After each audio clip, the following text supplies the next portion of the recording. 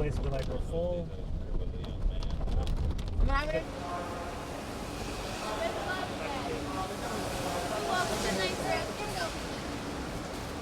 My name is Lance Eisenberg.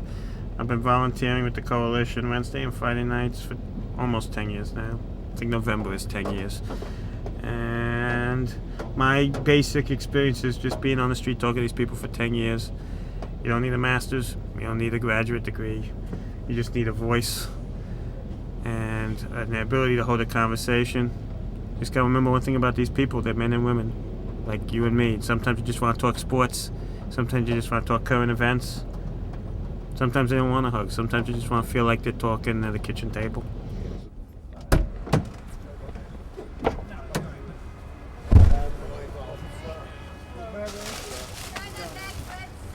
Yes, ma'am. We've been hearing in Toronto that the situation with homelessness is getting resolved. There aren't as many homeless people in New York City. That, you know, the city of New York has found a quick way to kind of get people from streets to homes really quickly. Yet there's all these people we've been seeing tonight. What's going on? Well, when politicians talk about, you know, that the homelessness is going down, what they really mean is they're hiding them. You know, everyone, both parties. I mean, it's homelessness is a nice political tool and not much else. They're not going anywhere. There's no short-term fix. There's ideas out there, but unfortunately, as long as I think, you know, we're dealing with deeper issues in housing here, alcoholism, mental illness, people who have been on the streets for years and really know no other way of living.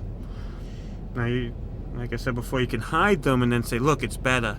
And I had a guy come to a wedding in the city, and he's told me the same thing. He said, there's no homeless out here. I didn't see any driving in. But the truth of the matter is, there's probably a lot more homeless than there was prior to September 11th. We have a lot of new people coming to these trucks that we've never seen before. It's not necessarily hiding. I mean, it's necessarily, I would call it more survival. There's some people who are comfortable with us. There's some people who are just trying. They don't know. They maybe 1 or 2 years on the street, and they're just trying to, you know, survive.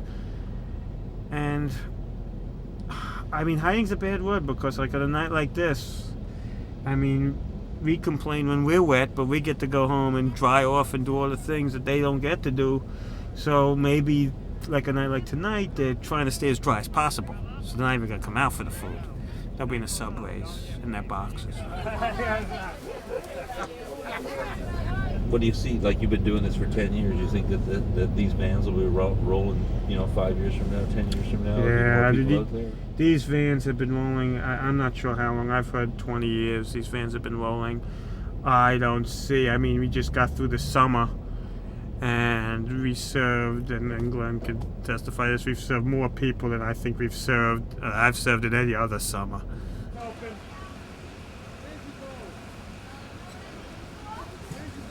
I would, the message I would send to people who think this, who think that, that politicians in every country promise great things.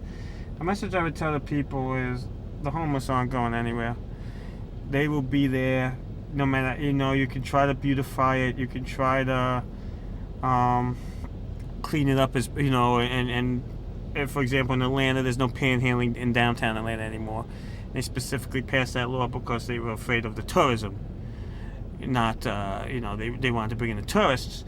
Atlanta's problem right now is they're like third worst in crime. I mean, homelessness, if they think, that's going to solve the crime problem. I think there's a thought out there that if you end homelessness, you'll end all these other problems.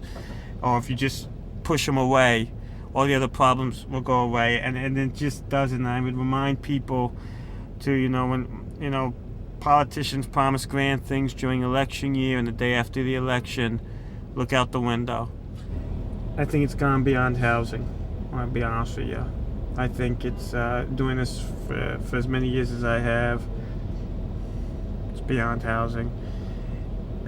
It's beyond, I think right now we have the solution is to take the small steps, whatever they need. And in some of these cases, they need that soup for the night. That's what we got to do. And we got to give them the basics. And maybe, hopefully, from those basics, they can take a step up to bigger basics. I think people think grand ideas without, they think suit before thinking socks. They think, haircut before thinking shampoo.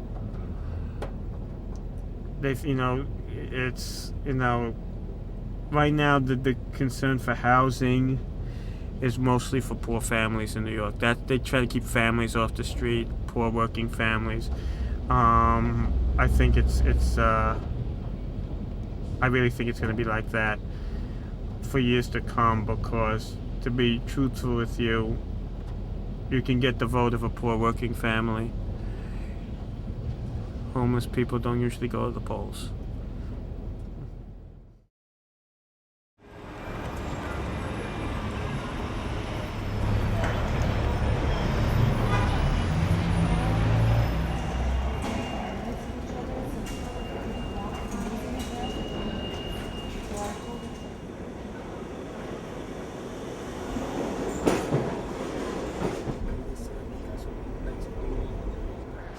Second stop out from Brooklyn, because that one leaves at 9:30.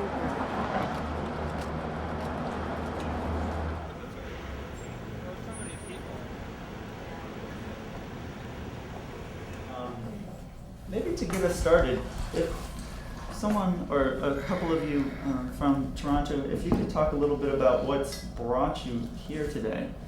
So we're told in Toronto by city bureaucrats and by councillors who have visited New York that New York has the answer to the question of homelessness. And we're told that you have strategies here to end homelessness and that they're working. But we had looked up some of your material and we realized that that wasn't what the coalition was saying. So, and I should just pose the fact that even we sometimes, right in the area where street health is located, we've had city bureaucrats from New York come there to watch what Toronto does and that kind of thing, and they're also encouraging Toronto to take some of the steps that New York is taking. So we've come here to find out whether New York has all of these answers, whether some of these things, there are some good programs, and whether things are working or not. Your main material says that there's more homelessness than ever. They prefer to believe that the homelessness in the city is based on drug addicts, mental patients, or some or other form of something that a person has done to place themselves into a shelter. They refuse to believe that rent, their so-called investment in homes, rents are increasing a lot more than wages is increasing. They fail to believe that minimum wages that they pay people in the city does not put food on the table, let alone to pay for rent and take care of kids and other things. They close their eyes to a lot of problems that is facing people. I'm a working person, and I have lost my home through the owner dying, accidentally falling down the stairs, accidentally dying, and kids sold the house. I have been living there for 10 years, paying my rent, having other source of income because you can work from your house along with what you make, and you pay your rent. But here I am in a shelter, have nowhere to turn, because the rent that I used to pay, which was $650, is now $800, $900, $1,000, $1,500 for the same size apartment. 20% is an increase in rent every year, only for 5 years. They refuse to know that people's wages don't increase by 20%. And if you stop a person from working for a certain amount where they can have a safety net for in case they lose their job or in case of sickness, in case of anything, they are not preparing themselves for that. So what is happening? People are entering into these programs or if they're not eligible to get into the program based on the bureaucracy and the red line, the red taping, they choose to go otherwise, share apartments with people. And in so doing, when these things fail, somebody lose their job, they cannot pay rent, they end up into the system all over again. It is a way they recycle people over and over again. It's a way of saying, we reduce the figure now. But they never tell you that the very same people are the people that is increasing the same figure tomorrow or next year or the following year. So in a sense, it's a fraud that they are perpetrating on people as a whole. It is scandalous. I saw an article earlier this year where they said people making $75,000 a year were feeling the pinch. They're feeling the crunch.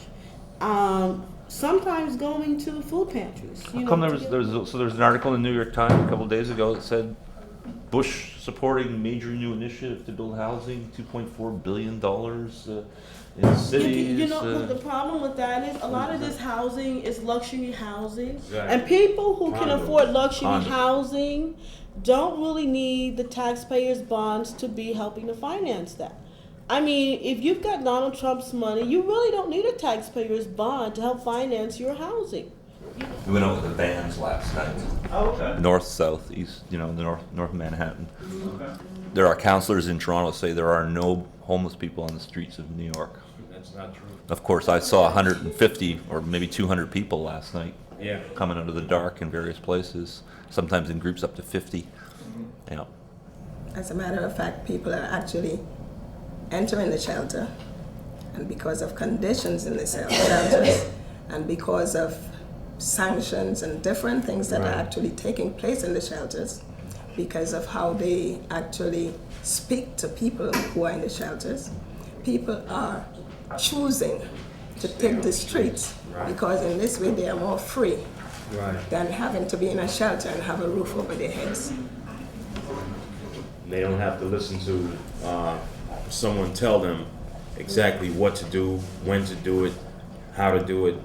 I think the most prevalent thing in shelters right now are people are afraid to lose their beds. What they do is, if you don't follow exactly what staff tells you to do, they take your bed from you. And either you have a choice of sleeping in a place you don't want to be, or you end up back on the streets anyway. So I think, just like Ivy said, people would rather sleep on the streets and be free than to stay in a shelter. We went to a city council meeting a few months ago.